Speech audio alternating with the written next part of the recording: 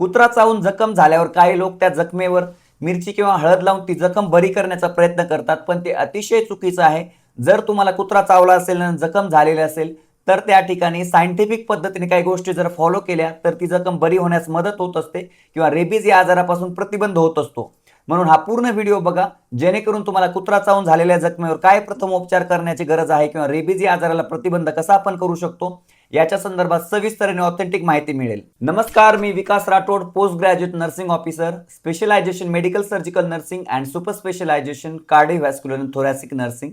मित्रांनो, मी पोस्ट ग्रॅज्युएशनमध्ये लठ्ठपणा नैसर्गिकरित्या कसा कमी करायचा याच्यावरती रिसर्च केलेला आहे आणि मी एक प्रोफेशनल फिटनेस ट्रेनर आहे. तर आज आपण कुत्रा चावल्यावर काय प्रथमोपचार करण्याची गरज आहे जेणेकरून ती जखम चिघळणार नाही किंवा आपल्याला रेबीज या आजारापासून प्रतिबंध कसा करता येईल याच्या संदर्भात सविस्तर आणि ऑथेंटिक माहिती आपण या व्हिडिओमधून घेऊन आलेलो आहोत. तर मित्रांनो, कुत्रा चावणे हा एक कॉमन पब्लिक प्रॉब्लेम आहे. जगभरामध्ये कुत्रा चावून रेबीज होऊन अनेक रुग्ण आतापर्यंत डेथ झालेले आढळून आलेले आहेत.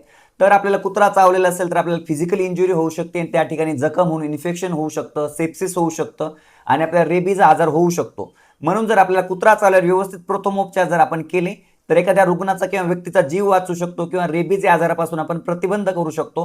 म्हणून कुत्रा चावल्यावर मीठ मिरची न लावता, हळद न लावता व्यवस्थित प्रथमोपचार करणं अतिशय गरजेचं आहे. लहान मुलांमध्ये मोठ्या माणसांपेक्षा कुत्रा चावण्याचे सर्वात जास्त प्रमाण आतापर्यंत आढळून आलेले आहेत आणि कुत्रा चावून आपल्याला रेबीज आजार होऊ शकतो.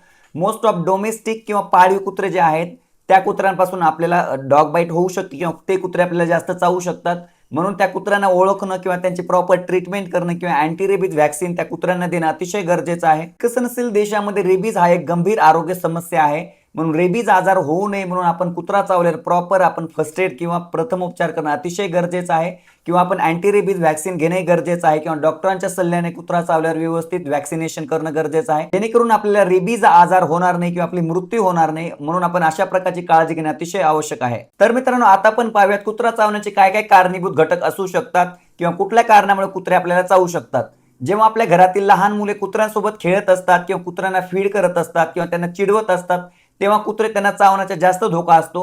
म्हणून लहान मुलांना व्यवस्थित शिकवणं किंवा लहान मुलांना कुत्र्यांपासून दूर ठेवणं अतिशय आवश्यक आहे. जर आपल्या घरामध्ये एखादा पाळीव कुत्रा असेल तर त्या कुत्र्याला अँटी रेबीज व्हॅक्सिनेशन करणं अतिशय महत्त्वाचं आहे, जेणेकरून तो कुत्रा जर आपल्या घरामधील एखाद्या फॅमिली मेंबरला जर चावला तर रेबीज हा आजार होऊन आपण मृत्यू होऊ शकतो. म्हणून अँटी रेबीज व्हॅक्सिनेशन अतिशय महत्त्वाचं आहे किंवा आपल्या मुलांना त्या कुत्र्यांपासून दूर ठेवणं गरजेचं आहे. तर मित्रांनो, आता आपण पाहूया types of dog bite wounds, म्हणजे कुत्रा चावल्याने कुठल्या कुठल्या प्रकारचे जखम आपल्याला होऊ शकतात ते आपण पाहूयात. त्यामध्ये सर्वात महत्त्वाचं आहे सुपरफिशियल स्क्रॅचेस और ॲब्रेजन्स. जेव्हा कुत्र्याचे दात जस्ट थोडेसे लागतात आपल्याला तेव्हा सुपरफिशियल स्क्रॅचेस होतात, म्हणजे वरवर इंजुरी होत असते, त्याला सुपरफिशियल स्क्रॅचेस असे म्हणतात किंवा ॲब्रेजन्स असे म्हणतात. किंवा पंक्चर वुंड्स, म्हणजे वुंड मोठी असते, दात जास्त खोलवर गेल्यावर त्याला पंक्चर वुंड असे म्हणतात. Then laceration and tearing injuries, then crush injuries और डीप टिश्यू इंजुरीज. जखम किती मोठी आहे त्यानुसार कुत्रा चावल्यावर ट्रीटमेंट ठरत असते. म्हणून ती जखम आपण लगेचच डॉक्टरांकडे जाऊन व्यवस्थित उपचार करणं अतिशय महत्त्वाचं आहे. तर मित्रांनो, आता आपण पाहूयात काय काय रिस्क फॅक्टर्स आहेत कुत्रा चावण्यामुळे आपल्याला इंजुरी होऊ शकते किंवा कुठले रिस्क फॅक्टर आपण टाळणं गरजेचं आहे ते आपण पाहूयात.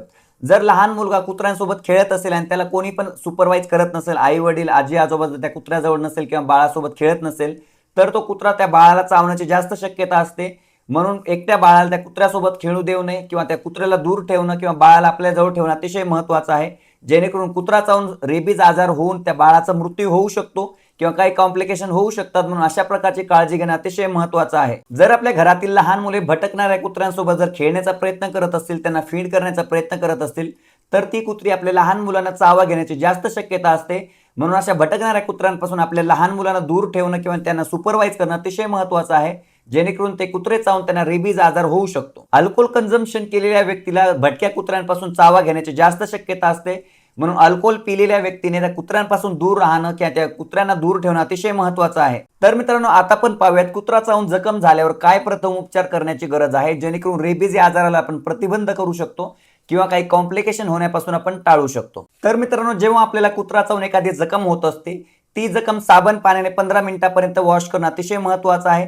जर आपण 15 मिनिटांपर्यंत ती जखम धुतली गेली तर कुत्रा चावून त्याच्या शरीरातील रेबीजचे व्हायरस आपल्या शरीरामध्ये गेलेले असतात आणि ती जखमेतून बाहेर येऊ शकतात. म्हणून साबण पाण्याने धुणं अतिशय महत्त्वाचं आहे किंवा त्या जखमेतून ब्लिडिंग किंवा रक्त बाहेर जाऊ देणं गरजेचं असतं, जेणेकरून त्या रक्तासोबत रेबीजचे व्हायरस बाहेर येऊन आपल्याला रेबीज आजार होण्यापासून प्रतिबंध होऊ शकतो. आणि त्या स्वच्छ केलेल्या जखमेवर अँटीसेप्टिक सोल्युशन लावणं अतिशय महत्वाचं आहे. फॉर एक्झाम्पल जर आपण बिटॅडिन लावलं तर जंतूंची वाढ होणार नाही किंवा जंतूंची वाढ होण्यापासून रोखले जाऊ शकतं. म्हणून बिटॅडिन आपल्या घरामध्ये सतत असणं अतिशय महत्वाचं असतं, जेणेकरून मुलांना कुठे जखम झालेली असेल, कुत्रा चावला असेल तर ती जखम स्वच्छ करून त्यावरती बिटॅडिन लावणं महत्वाचं असतं. खूप सारे लोक कुत्रा चावून झालेल्या जखमेवरती हळद, मिरची, तेल, माती अशा प्रकारचे घटक लावत असतात. ते अतिशय चुकीचं आहे. त्याच्यामुळे सेप्टिक होऊ शकतं किंवा ती जखम सेप्सिस मध्ये जाऊ शकते आणि आपल्याला कॉम्प्लिकेशन होऊ शकतात. म्हणून अशा प्रकारचे घटक न लावता बिटॅडिन आयोडीन सोल्युशन लावणं अतिशय महत्वाचं आहे आणि लगेचच हॉस्पिटलमध्ये जाऊन ट्रीटमेंट घेणं गरजेचं असतं. आता पण पाहूयात, एखाद्या व्यक्तीला जर कुत्रा चावून जखम झालेली असेल आणि जर तो व्यक्ती हॉस्पिटलमध्ये गेलेला असेल तर डॉक्टर काय काय ट्रीटमेंट देत असतात. जेव्हा एखाद्या व्यक्तीला वुंड झालेली असते किंवा जखम झालेली असते तर ती जखम व्यवस्थित क्लीन करणं, इरिगेट करणं अतिशय महत्वाचं आहे.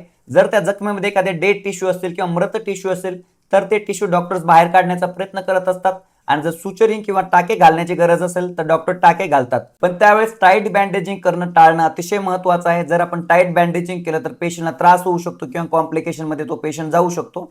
म्हणून टाईट बँडेजिंग अवॉइड करणं गरजेचं आहे. जर आपण कुत्रा चावून जखम झालेली असेल आणि व्यवस्थित प्रथमोपचार केले नसेल, त्या ठिकाणी जर हळद किंवा मिरची, माती, तेल लावलेलं असेल तर आपल्याला इन्फेक्शन होऊ शकतं आणि ते इन्फेक्शन वाढून नंतर सेप्सिस मध्ये तो पेशंट जाऊ शकतो किंवा डीप इंजुरीमुळे आपल्याला वेगवेगळे कॉम्प्लिकेशन होऊ शकतात किंवा रेबीज आजार होऊ शकतो.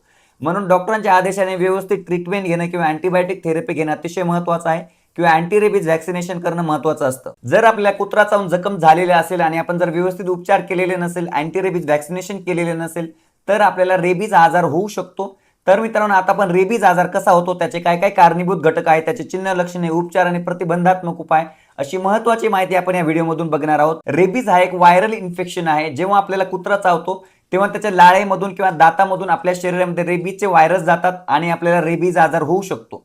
रेबीज आजार झाल्यावर आपली सेंट्रल नर्वस सिस्टम अफेक्ट होत असते आणि हा एक अतिशय गंभीर आजार आहे.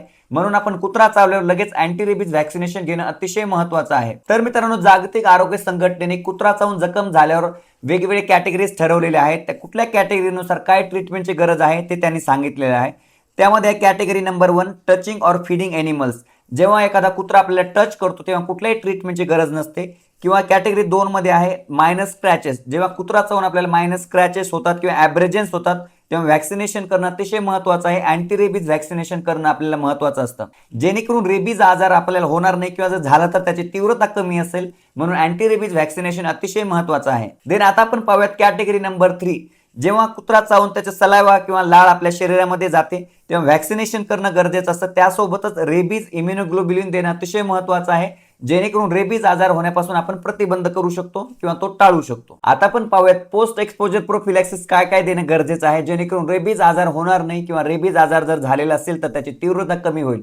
त्यामध्ये सर्वात महत्वाचं आहे, जेव्हा आपल्याला कुत्रा चावतो तेव्हा ती जखम साबण पाण्याने व्यवस्थित 15 मिनिटांपर्यंत धुणं गरजेचं आहे.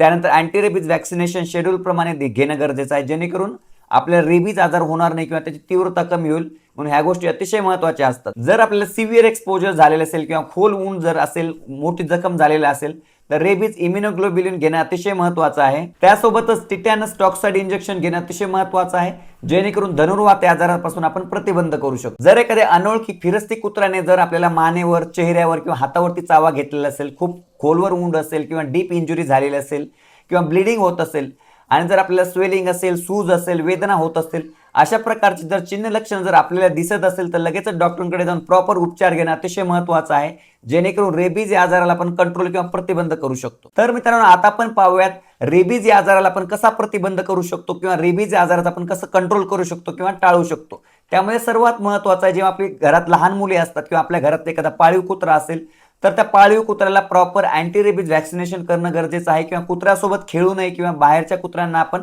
अप्रोच करू नये. अशा प्रकारची वागणूक आपण आपल्या मुलांना देणं अतिशय महत्त्वाचं आहे, जेणेकरून भविष्यामध्ये त्यांना कुत्रा चावून रेबीज आजार होणार नाही, म्हणून आपण काळजी घेणं गरजेचं असतं. तर मित्रांनो, समाजामध्ये कुत्रा चावण्यासंदर्भात किंवा रेबीज या आजारासंदर्भात खूप साऱ्या गैरसमजुती आहेत. त्यामध्ये सर्वात महत्त्वाचं आहे म्हणजे रेबीज आजार फक्त फिरस्ती कुत्र्याने चावा घेतल्यावरच आपल्याला रेबीज आजार होतो किंवा कुत्रा चावल्यावर आपण त्याच्यावरती हळद, मीठ किंवा मिरची लावली असेल किंवा तेल, माती लावून तो आजार पूर्णपणे बरा होतो, हा एक मोठा गैरसमज आहे. तर मित्रांनो, रेबीज या आजारासंदर्भात किंवा कुत्रा चावल्यावर काय फर्स्ट एड करणं गरजेचं आहे याच्या संदर्भात जर समराईज करायचं झालं तर त्यामध्ये सर्वात महत्त्वाचं आहे, कुठल्याही कुत्र्याने जर आपल्याला चावा घेऊन जखम झालेली असेल तर ती जखम 15 मिनिटांपर्यंत साबण पाण्याने धुणं गरजेचं आहे.